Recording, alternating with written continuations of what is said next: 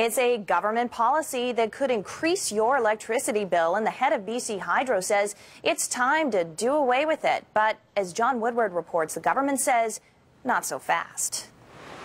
This run-of-river project at Furry Creek is an independent power project, running water through a turbine to make electricity and selling it to BC Hydro. It's green, but expensive. In 2010, BC Hydro paid 10 times the rate to private power as it did for electricity it could make on its own.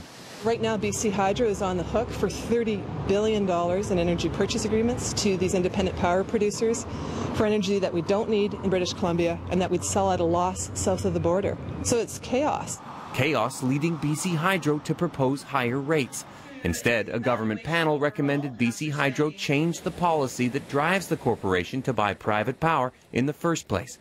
Hydro President Dave Cobb agreed, saying if it doesn't change, it would be hundreds of millions of dollars a year that we would be spending of our ratepayers' money with no value in return. They acknowledge, I think, what's obvious, what we've been saying for years, which is that the BC Liberals engaged in bad business practices that damage BC Hydro. And it's ratepayers that are paying the price.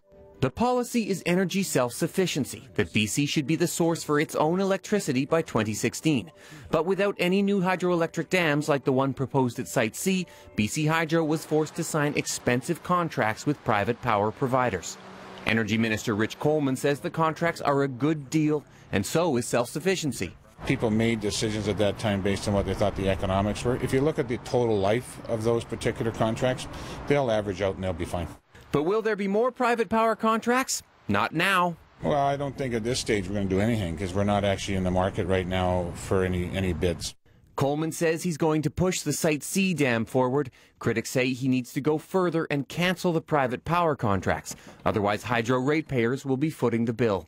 John Woodward, CTV News, Vancouver.